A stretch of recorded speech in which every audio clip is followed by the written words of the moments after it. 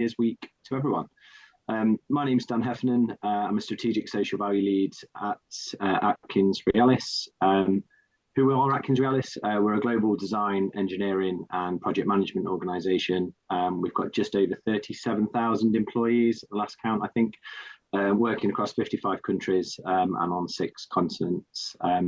In summary to our role, our purpose is to connect people, data and technology to transform the world's infrastructure and our energy systems. So for the context of this session today, we've got a huge part to play and we have a moral obligation and I suppose a civic duty to support our communities and both inspire and prepare the next generation. So together with my colleague Fuzzy, I'll give you a wave on screen. Thank you. We'll talk more about this in our section in a little while and explain why we're working with some of our partners and our army of volunteers, really striving to kind of push boundaries and create meaningful and lasting change. I'm delighted today to be joined by our wonderful partners at Chapter 1 and Governors for Schools, and I'll hand over shortly to Emma and Sarah, who will provide a brief introduction to themselves and their incredible organisations. And we've also got the pleasure of hearing from Alison Walker and Dina Zavali from Deloitte, who will talk about Deloitte's remarkable journey with both Chapter 1 and Governors for Schools. It's always a little tricky when we're doing these virtual sessions, so we do want this to be as interactive as possible. So if you can utilise the chat function throughout this afternoon, if you can put up a quick hello, what organisation you're from and what you're hoping to get out of today's session, actually, that'd be really helpful. And it will enable us to kind of steer conversations to make this as useful as possible for everyone on the call. And if you've got any questions, as I say, throughout the presentation, just please pop them in and we'll get to them at the end. So without further ado, I'll hand over to Emma and Sarah to give you an overview of their roles and Chapter 1 and Governors for Schools as organisations. Thanks, both. Lovely, thanks Dan. If I just give you a brief intro to myself. So my name's Emma Harris. I'm Head of Partnerships Development at Governors for Schools. Governors for Schools is a charity that works across England and Wales, and the way that we work is schools will register governor vacancies with us, and then we work with our corporate partners to find the volunteers who are going to be able to sit on those governing board roles. As I say, we do that across England and Wales. There's lots and lots of vacancies, lots of opportunities for your people. So it'll be lovely to spend the next hour with you and talk to you in a bit more detail. Sarah? Yeah, thanks, Emma. Hi, everybody. I'm Sarah Taylor. I'm the Business Development Manager for Chapter 1, the literacy charity. And we connect corporate volunteers with 5 to 8-year-olds for weekly online reading lessons in school during the school day. We work in across the UK in regions and pockets of deprivation. So our main criteria for the schools taking part is above average number of children on free school meals. It's a very flexible volunteering opportunity as it's online and you do this from your desk, wherever you happen to be. And it has real measurable social impact in terms of the impact on the children, which I'll talk a bit more about later. We have 140 corporate partners at the moment across all sectors, and many of them have been with us for several years, including Atkins Realis and Deloitte, and they'll tell you a bit more about their experience. And this year we're supporting nearly 3,000 children with the same number of volunteers across the UK. So I'll tell you a little bit more about how the programme works later. Thanks both. I think we've gone to next slide. Brilliant. So I think before I talk about our involvement with both Chapter 1 and Governors for Schools, I just wanted to give a bit of context. So prior to joining the corporate world, as we call it, I worked in the public sector and worked extremely closely with the Department for Education, and I was strategic lead for careers and young people within Derbyshire and Nottinghamshire, working very closely with the Careers and Enterprise Company, which some of you may be familiar with and working with already.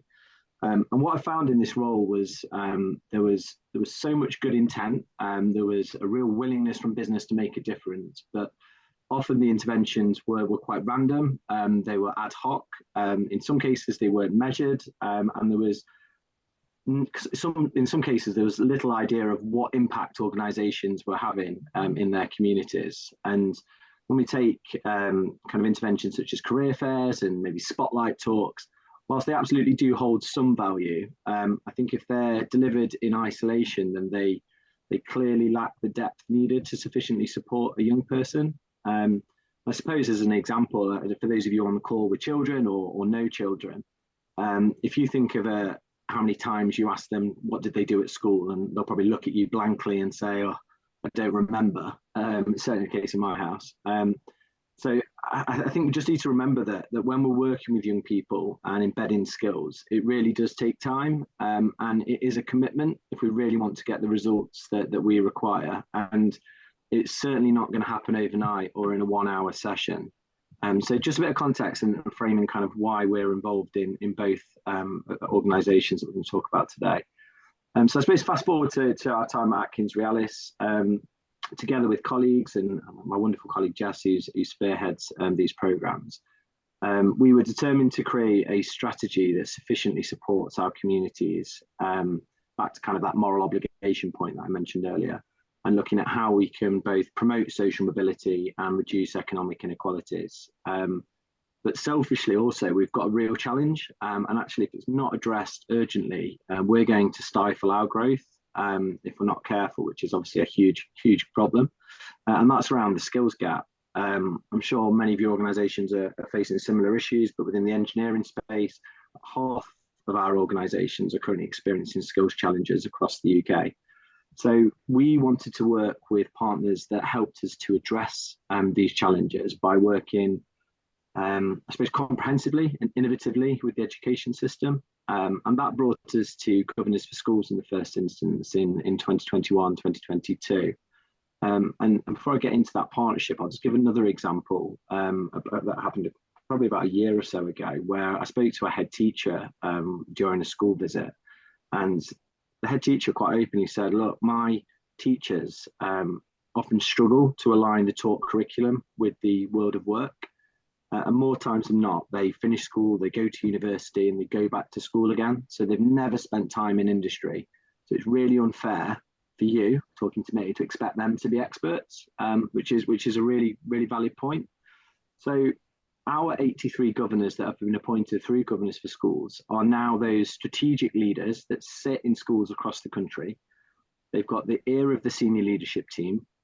They can sufficiently advise and influence how the curriculum is taught and what activities are delivered in school, and ultimately help to prepare young people for life after education, which as a consequence then helps to bridge that skills gap, which is the real challenge that we're currently facing at the moment. So as you can see on your screen, we've recruited colleagues from all grades, from apprentices to senior board directors and everyone in between. And we really recognise that everyone has got a different and unique perspective to offer schools. And that our relationship with Governors for Schools and all of our trust and the schools across the country is very much a give and take relationship. Our governors have told us that they've developed new skills that they perhaps would struggle to gain within business. And you'll hear from Fuzzy in a little while, and I'm sure that will come out in her section. And I suppose if you give that some context, how many apprentices do you see sitting on strategic boards and making really high level decisions? It's probably not many. So our apprentices are recruited as governors, and it's a really great opportunity for them to develop and grow, and a real win-win for all parties concerned. But crucially, and I suppose critically, our governors also provide us with vital intelligence around what's needed in our communities and where Atkins Realis should be directing its support. As an example, our primary school governors, they work in schools where children don't own a single book, where the reading levels are significantly below where they should be. And that has knock-on consequences for skills development in all other areas. So that kind of nicely brings us into Chapter 1. And we've been working with Chapter 1 for coming up to 2 years. And we were attracted to that organisation because it addresses a clear challenge. You've already heard from Sarah that they're working in some of the most disadvantaged areas across the country. So there's a real kind of need identified, and we can clearly track impact, as you can see by the reading levels on your screen. But if I'm honest, it's also convenient. We're all incredibly busy. Our teams are very busy individuals. They're spread across the country. So the virtual nature of Chapter 1 enables our colleagues in, let's say, in London, in our head office in London, to log on from their office and to support a disadvantaged community in Bradford. So we started with around 10 colleagues and one school a couple of years ago. And from September, we're just about to adopt our 5th school and increase our volunteer numbers to 50. So whilst we're not at Deloitte's level just yet, we certainly have aspirations to follow their lead. And ultimately, that's because the programme works, both programmes work. And you can see the stats there, as I say, about around reading levels, but it's also because our colleagues absolutely love it. For many, they say it's the highlight of their week, but it's also helped to pop their privilege bubble, which they probably won't thank me for saying, but the reality is that the majority of our colleagues, they work in nice offices, they get in nice cars, they go home to nice houses, and getting involved in this programme has really made them realise that actually there's a whole different world out there, and by giving up a short amount of time, they can make a real tangible difference in their communities, which as a consequence has led to increased engagement from across the organisation.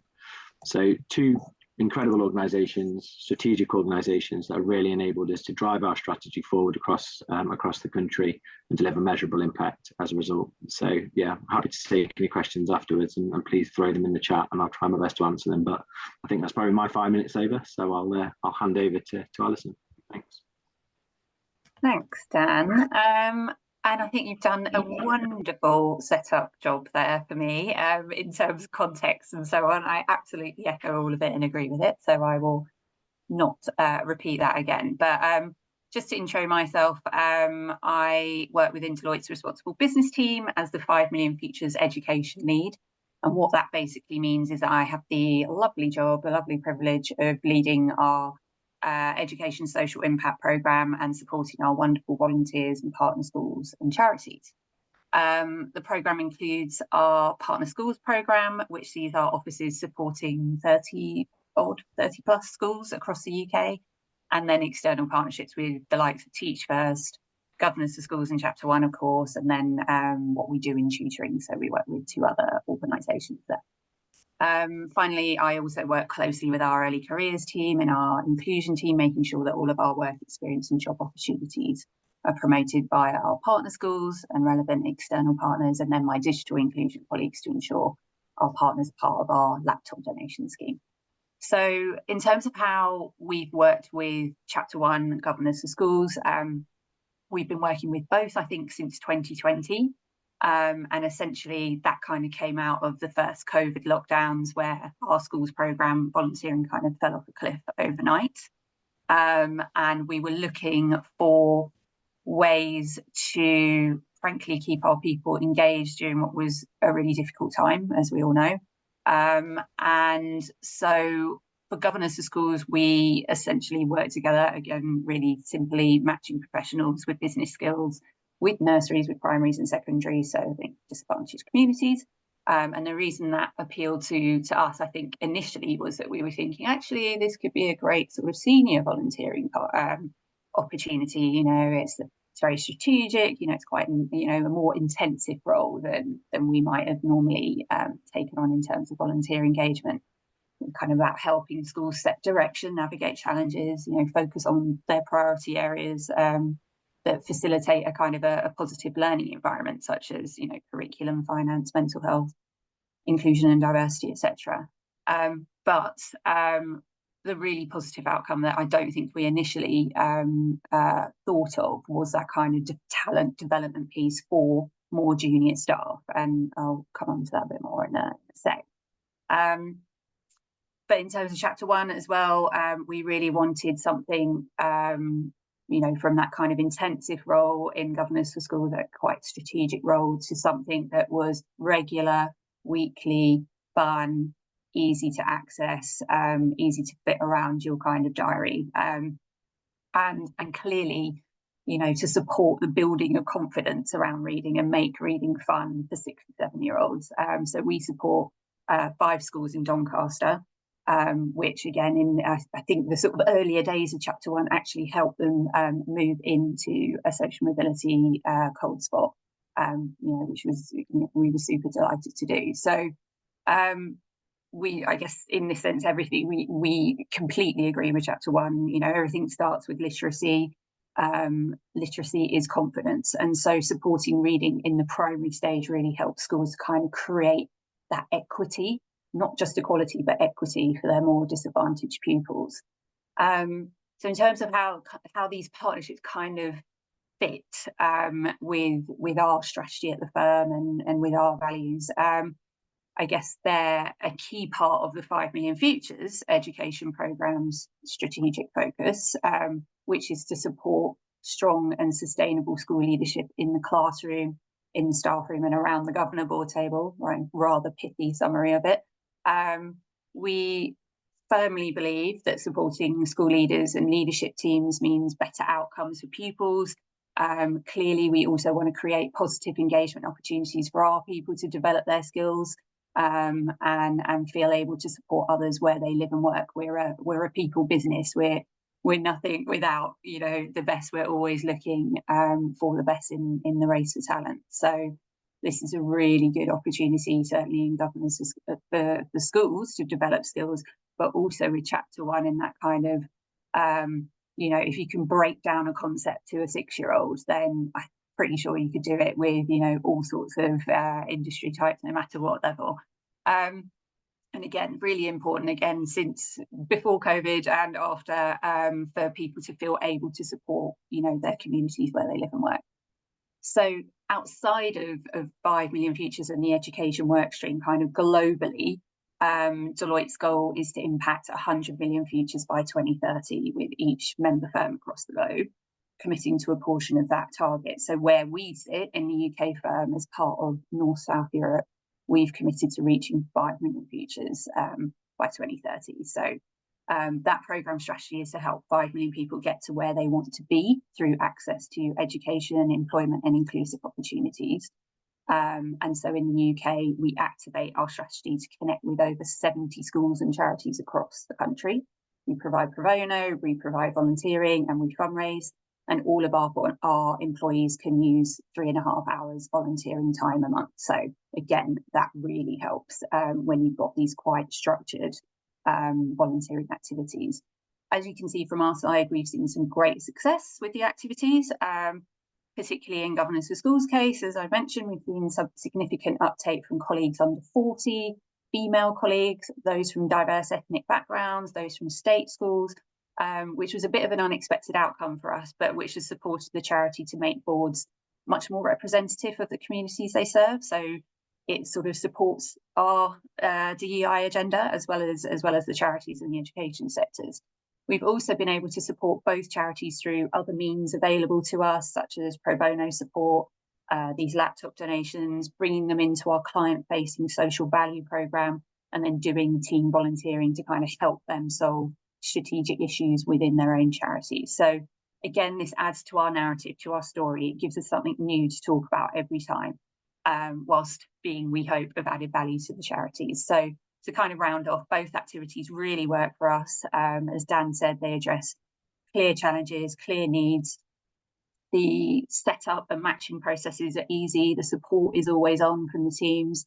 Both are really measurable in terms of impact reporting. And our volunteers, again, as Dan said, get, frankly, a lot out of their roles, whatever way you want to look at it.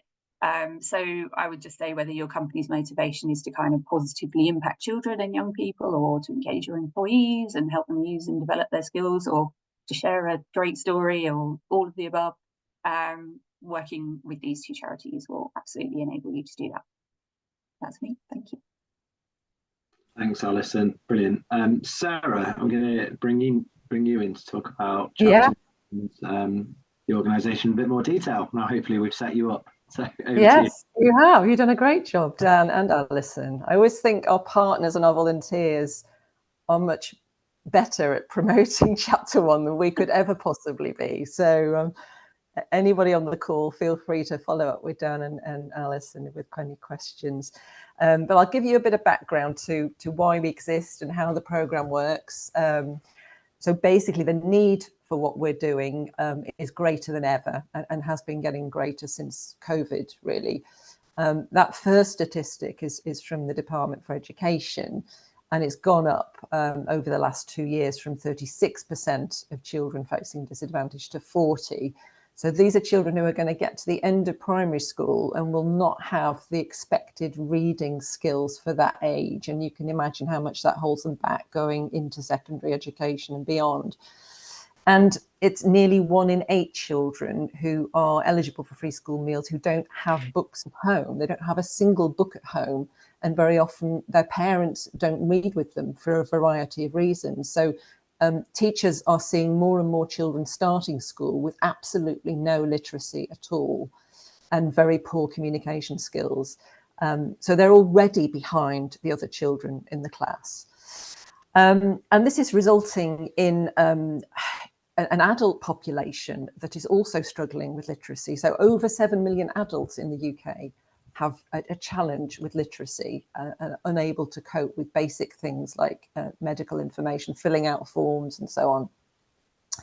So this is life limiting for these adults, and there are links between literacy and mental and physical health and even life expectancy. So if you don't learn to read and enjoy reading at an early age, it's going to limit your life in so many different ways. And whilst it is absolutely appalling for the individuals involved, it's also holding back businesses like Deloitte and Atkins and others, because they're not able to find young people who've got even the basic qualifications that they need to train up. And that's why, as Dan mentioned, we have this skills gap in the UK, which is going to, and it's already holding us back as a developed economy. Next slide, please.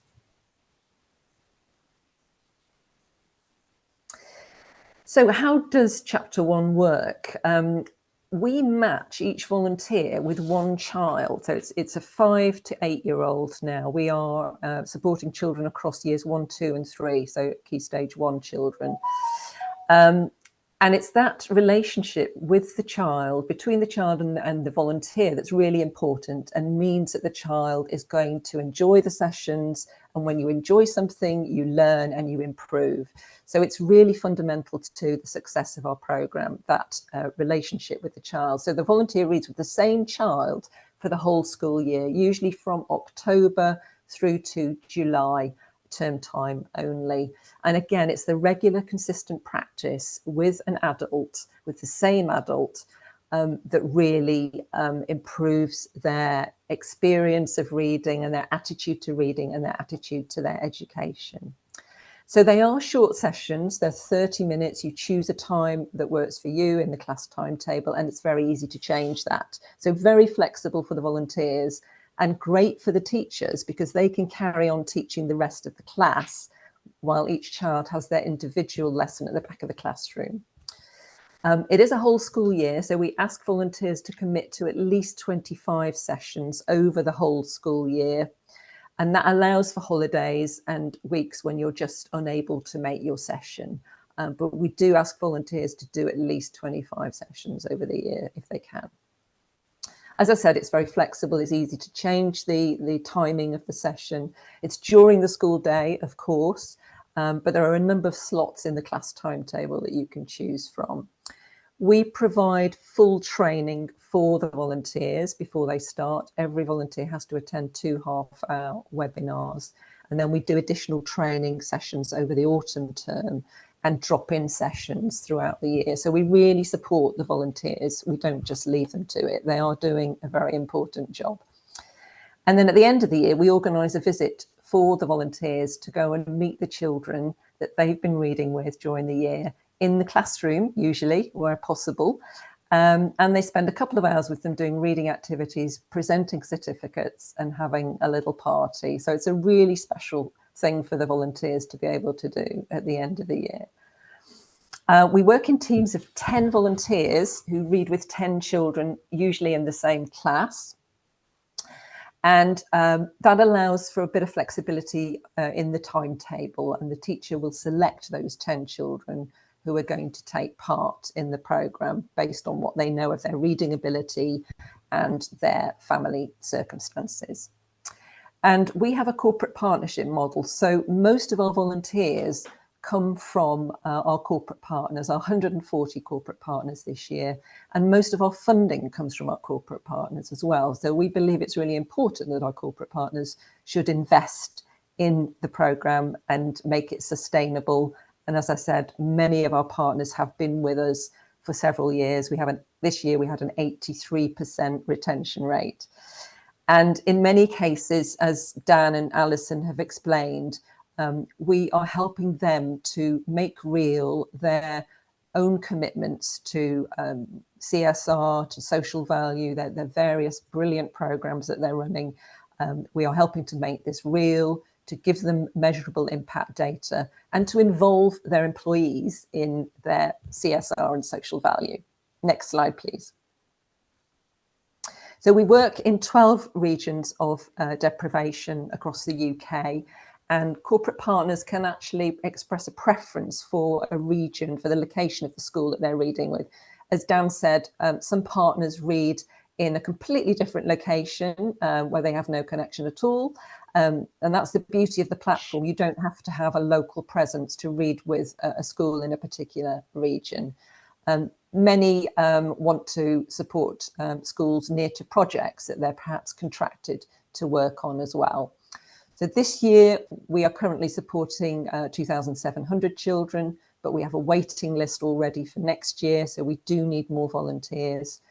And we measure the volunteering hours through the platform in real time, and we allow our partners to access that through a dashboard. But we also can measure the progress that the children are making through the reading levels on the platform. There are 9 levels, and we know at the end of the year what progress each child has made, and we get the teacher to confirm that, and we feed that back to our partners as well in an end of year progress report. So really good social impact data.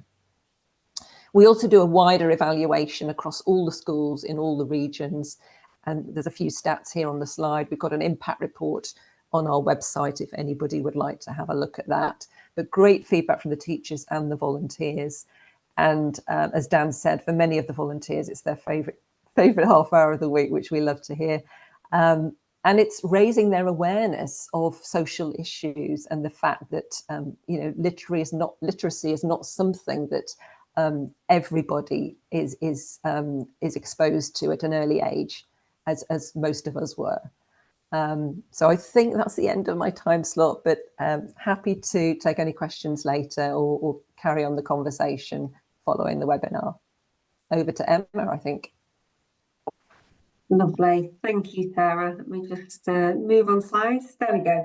So I think hopefully what will come across from this is the real beauty, and the reason why we wanted to do this event with Chapter 1, why we wanted to work together, is because we've both got that real strategic push to improve education and improve outcomes for children, but we've actually got really different volunteering opportunities. So some people absolutely love having that one-to-one reading time with a pupil. If that's what they're after, being a governor won't be for them, and that is fine. Being a governor isn't for everybody, but for some people it will be exactly the way that they can really make a difference in education. As you'll see from the slides, every school in England and Wales has a governing board, and that is made up of staff, parents and volunteers. So what's usually called a co-opted governor, they don't need to have any connection to the school, they don't need to be a parent themselves. And part of our work with our corporate partners is really trying to do that bit of myth busting, that people don't need to have that link, that actually anybody can become a governor. We provide the training and support. They will be able to offer something really beneficial to help that school. What's really key is that we will tell anybody that's thinking about becoming a governor, it is strategic, it's not operational. You're very much working with the leadership of the school, you're holding them to account, you're setting the strategic vision, you're monitoring finances, you're looking at things like attainment and progress around reading and lots of other areas of the curriculum as well. And like Dan mentioned as well, you are bringing in that industry knowledge to help support the teaching staff to have a better understanding of what the careers of the future are going to look like. Governors for Schools has been around for 25 years. We've definitely not solved the recruitment crisis for school governors. It is a constant cycle. We've got over 5,000 governor vacancies registered with us. And there are lots more there as well. And we'll often reach out to schools if we've got, say, a Deloitte volunteer who lives somewhere where we don't have a vacancy. We'll reach out to schools, and those schools will be very grateful to have somebody coming on board. One of the key issues on governing boards is that they're not representative of their communities. In a fairly recent survey from the National Governance Association, they found that there are more governors over 80 than under 30. So if you just let that sink in for a minute, you have a lot of people who are doing fantastic jobs on governing boards with lots of experience, but maybe not really having an understanding of what it is like for young people right now, how families are managing things like a cost of living crisis and how they pay for uniform and all these different areas. So it's really important that we're trying to build much better representation on governing boards, and that is across all demographics, not just age. And we find that working with our corporate partners, because we can do that myth-busting piece of work, we do attract a lot more people that perhaps wouldn't have considered it before, a lot more diversity able to sit on those governing boards. Schools will come to us and they will ask for specific skills sometimes. So we know that they will have staff governors, so they've got the education lists there. What they haven't got is people with business acumen necessarily, people that understand finance in from a different perspective, or data analysis, or health and safety. If you view a school as having to run like a business, which it does have to be sustainable, they need so many different skills that your people will be able to bring to the board, that actually if they're only able to, for example, put a post on their Twitter feed and a little poster in the post office, they're probably not going to be able to attract those people. So that's why we exist, because we want school governing boards to be really robust, really well equipped to make the decisions that are going to provide the best education for every pupil. And really it is about making sure that schools are delivering the best education, and you can only do that by having the challenge and support at a strategic level with schools. And so that's why it's so important that every school has really effective governance, and why we need your people to help contribute to that. So the way that we work is quite similar in some ways to chapter 1. It's all about employee engagement. So we will work with our partners to share internal comms. We'll do online events to try and give people a really realistic idea of what being a school governor is. We'll talk about things like the time commitment. So it's a long-term commitment. It's usually a 4-year commitment. It's usually around 5.2 hours per month. That comes from a survey of the people that we've placed. It can vary, but we try to be really realistic about if, for example, they're at Deloitte and they've got 3.5 volunteer hours per month, how can they use that, and what else might they realistically need to put towards the governing role? So we'll talk to your people online usually.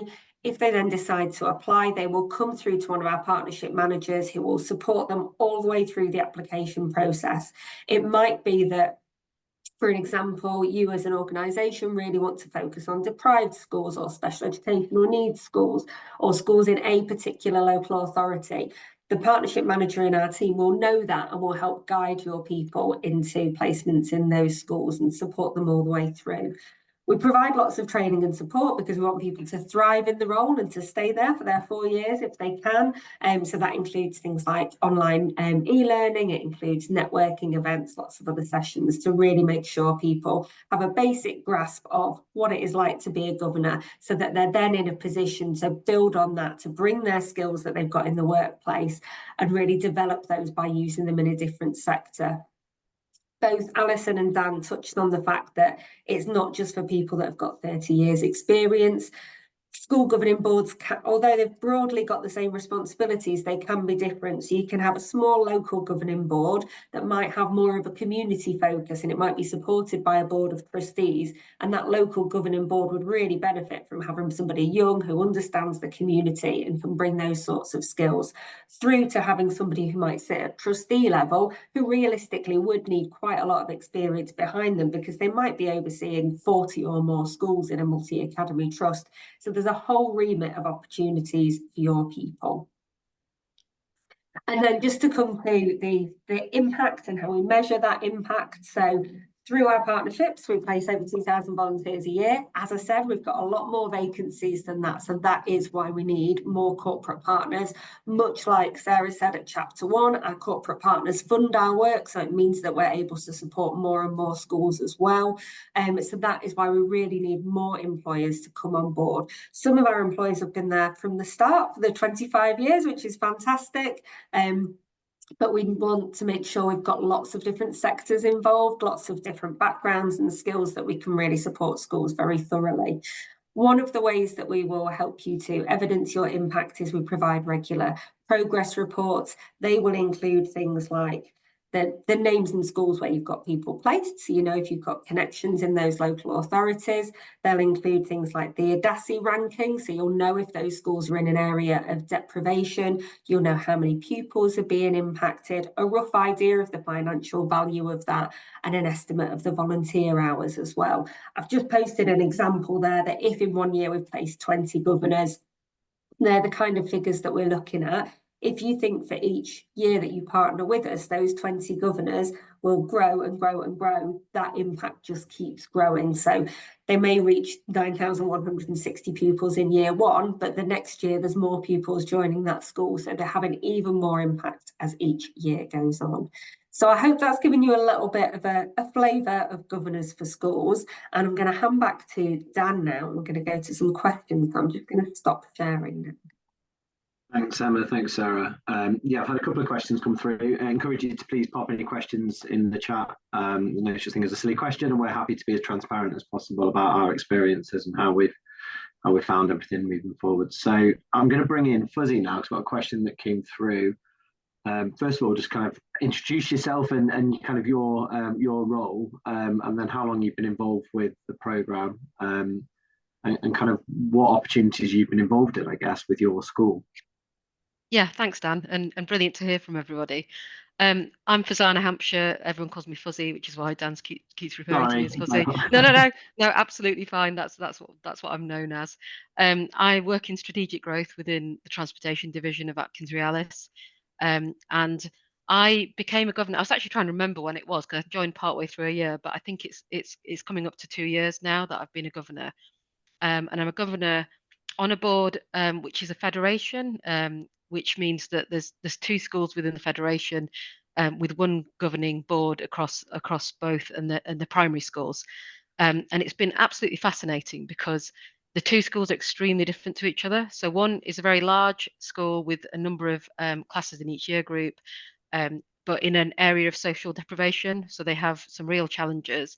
But they also have access to quite a lot of funding, so they actually have quite a lot of resources at their fingertips. Whereas the other school is in a much more middle class area, much smaller, one class per year group. Generally, the families are more affluent, in relatively speaking, but they haven't got access to the funding, and they're less diverse as a school, so they have different challenges. And I think that's one of the things that's quite important. That obviously we are targeting where the support is required, but I don't think it's always just about social deprivation. There are other things that there's something you can always bring to any kind of school, I think is what I'm saying. So I am purely became a governor. I do have children, but I never went down the governing route when my children were in primary school or as they are at secondary school now. And I was purely recruited by the Governors for Schools events that happened through our organisation, because suddenly realised that actually this is something of interest, and I really felt like I could give something back. What I've found that's been fantastic about it is it's that bringing your skills, and it doesn't matter what you do. So I have lots of experience in certain areas, but I probably don't have experience in other areas. You bring what you have learned in your workplace to the school. The schools are incredibly grateful. They are so grateful for any support that you can provide. And whenever I've suggested anything that I can do to help, they've just accepted it with open arms because they're so under-resourced and so lacking sometimes in that extra support that they're really open to it.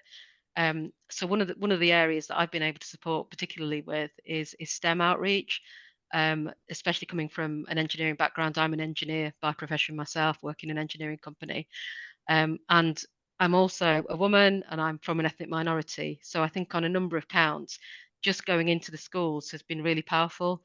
One of the schools, the one that's more socially deprived, I've been in there and they don't really know what engineering is. A lot of them, they don't have people in their sphere who work in science and engineering, technology. It's completely alien. I've gone in, been able to tell them about it, and I think just them being able to see someone who's a bit like them, looks a bit like them, it's that, if you can't see it, you can't be it. It's so powerful. So the two things I'd really like to get across are on the governing body itself, on the board, there's so much stuff that you can get involved in that's really helpful. Some of it is reviewing policies, discussing strategy, finances, where best to place those finances, making sure that they're robust so you've got money in the future, even if you need to spend something this year. That sort of side, which is more the business side, is how I would put it.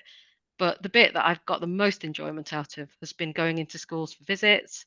The schools have been really open to it. They've suggested, a programme of different things that we as governors can get involved in.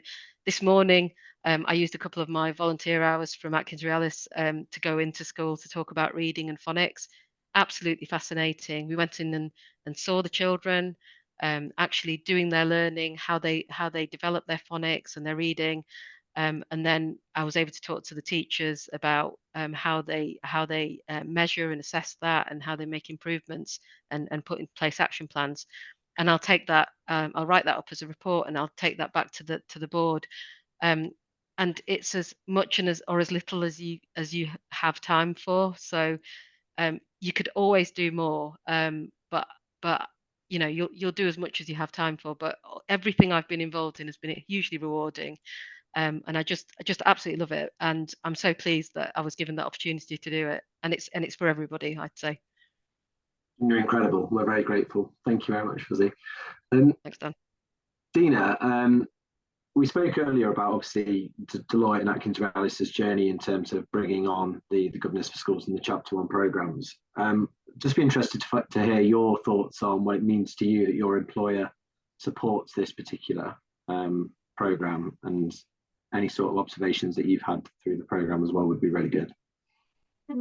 Yeah, thank you. So actually, a little bit about me. I'm a manager at Deloitte working for global talent. I've been involved in things, and I am a mom of two. One is the section 8, and the other one is in the year 4. So my relationship with Chapter 1 started last September.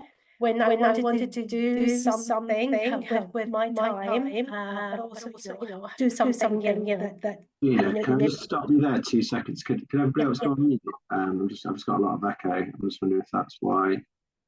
Sorry, continue. Okay. Is it better? Not really. Let me leave my head. Don't echo, Dina. Sorry, just want everyone to be able to hear you properly. Yep. Does this help? Is it better? It's a little bit better, yeah. I'll move. Do you want to carry on playing with the sound, and then I can move on and I'll ask another question? Yeah. I'm just conscious of you've got some really good things to say, and I don't want to miss them. Okay. So, Alison, I suppose another question that came in prior to the session was around how you were able to get internal buy-in to make sure that these programs have been successful. How have you been able to kind of navigate the system and potentially bring this as part of your strategy? Yeah, so I think I mentioned earlier that we were kind of already thinking about Governors for School Governance programme, not necessarily with Governors for Schools, but we were looking at different organisations at the time, and then obviously pandemic hit, and so it was actually circumstance made it reasonably easy for us to get these programs in place. But I think particularly for Governors for Schools, we had some real support from who at the time was my education partner sponsor, who was the chairman of the firm, of the UK firm. And so he was very keen to drive this forward. I know not everyone's gonna have that support, but I think once you kind of lock on to the fact that actually Governors for Schools is very much a talent development opportunity, and almost not just the social impact piece, in our firm, I think that really spoke to the people that it needed to speak to. And I think it's actually, in some senses, easier for people to take the time to do it, because they do recognise that there is, people leads are equivalent of line managers, etc. And senior people recognise that is kind of, a good use of time, a practical use of time, in the sense of their conversations with clients and how they deal with clients. And so I feel for us, it was kind of there. It was kind of recognising, actually, this is social impact, it is strategic, but there's also this key talent piece, and then latterly the diversity and inclusion angle to it. So I think and how we've set it up in terms of pulling together a Teams group so that everyone supports each other, because recognising it kind of is that more intensive role, has been really successful as well. So again, you've got people of all different grades kind of chatting to each other, asking questions. So I think they've almost formed their kind of own governor movement as well, which again helps internally. And for Chapter 1, I would say, again, circumstance with COVID, but very much the way that we would put it, if we didn't have that circumstance, the variable was different, would be that, very much as a firm, we support organisations, charities, schools, etc., that are very much in areas where our offices are, which, let's face it, are in the middle of big cities. I'm not saying that big cities in the UK aren't deprived, they are. But there's certain areas, as we all know, across the UK that just never seem to kind of benefit from anything, funding, etc. There's huge structural challenges, as we know.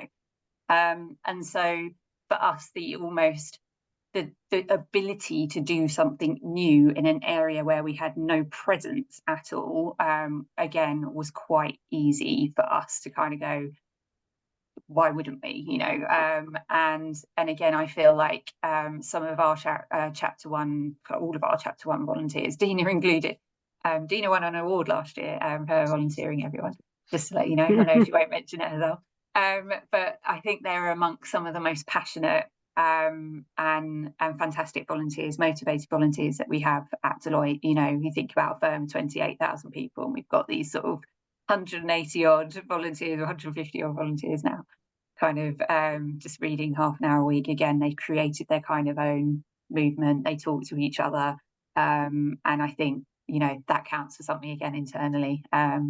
So yeah, I think at a certain sort of strategic level it was relatively easy, but I'm not going to repeat it, because things going on, you have to prove that it works, and you have to prove that the measurement is there, impact is happening, that kind of thing, and that's what the charities make easy for us as well.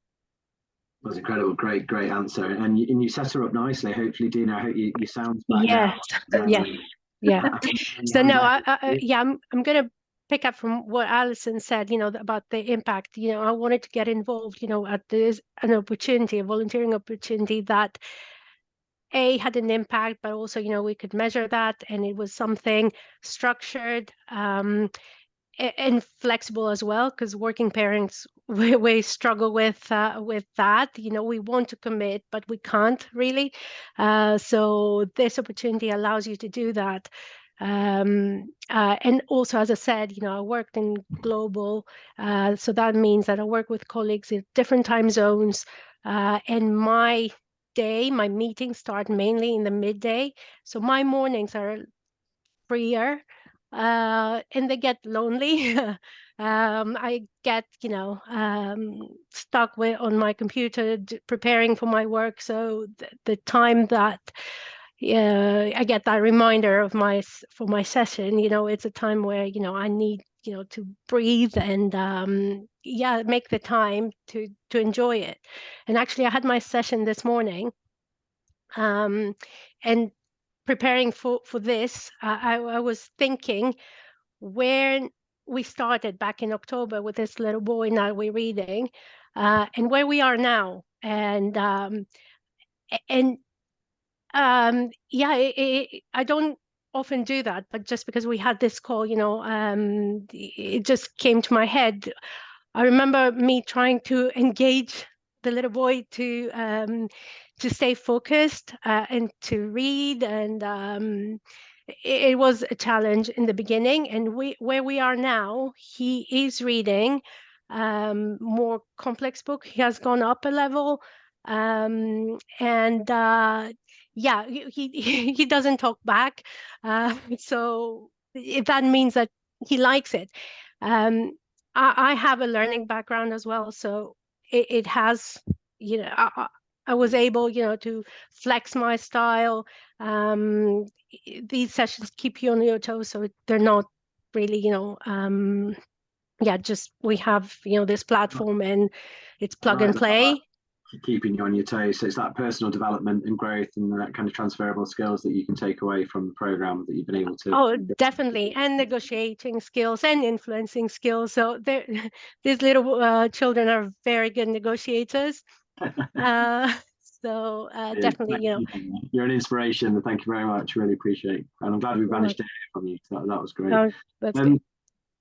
Is it DePolly? I've got your hand up and we've just brought you on screen if you want to ask your question, or feel free to type it if you don't. I'm hoping it's not an accidental hand now. Okay, no problem. You could. I'll make out that you've sent me your question, and I'll come up with one of my pre questions. So I suppose Emma and Sarah, there's going to be, I suppose, it's quite a complex process in terms of the working with young people potentially around safeguarding challenges. There, from a governance perspective, Emma, conversations maybe around insurance and liability and kind of what that looks like. I suppose, could you talk us a little bit more around the process and the safeguards that you have in place for volunteers? Sure. Shall I start? Okay. Well, we have to do an enhanced DBS check on every volunteer. That is a requirement of the schools, and we have to do them every 2 years. Even though this is a remote volunteering opportunity, you are still engaging with young children. They're in the classroom, so they're semi-supervised. So we do enhanced DBS checks on every volunteer using an online provider. We provide training on safeguarding and what to do if a volunteer hears something during the call that they're concerned about or has a concern about their child's well-being. We have a process whereby the volunteer is asked to report that as quickly as possible to us. We then take it up with the teacher and address the issue. So a very clear safeguarding process. We also record. We don't monitor the weekly reading sessions, but we do record them. So we are able to go back if we need to. If there is a safeguarding concern, we're able to go back and listen to them. So yeah, we do take safeguarding very seriously, and also supporting our volunteers. We want them to have a positive experience, and we want to know if there's a problem with a particular child, and to be able to sort that out with the teacher. Our volunteers can also contact the teacher through the platform if they have general questions around their child's reading or just want to give a bit of feedback. So there is that connection with the teacher as well. Brilliant. Thanks, Sarah. And Emma? So very similar. Everybody that is placed as a governor will have a disclosure and barring service check that's carried out by the schools, and most schools will ask for references as well. it is a little bit different because as a governor, you're looking at safeguarding on a strategic level. It's not that kind of one-to-one involvement in most cases. And as part of the e-learning modules that we provide, there's a module on safeguarding there. So you can really understand what are the obligations of the school, what are the obligations of the governing board. So that's kind of the safeguarding side. On the risk and liability side, every board of governors shares responsibility and liability. So they work as a collective, all decisions are made collectively.